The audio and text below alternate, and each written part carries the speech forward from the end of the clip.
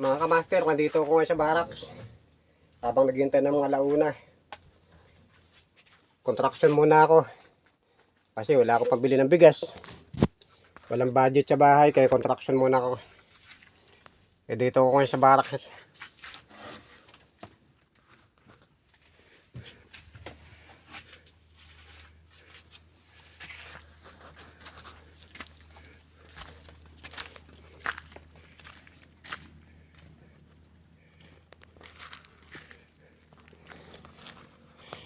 Andito ako sa kabundukan ngayon mga kamaster at may trabaho ako sa Napocor.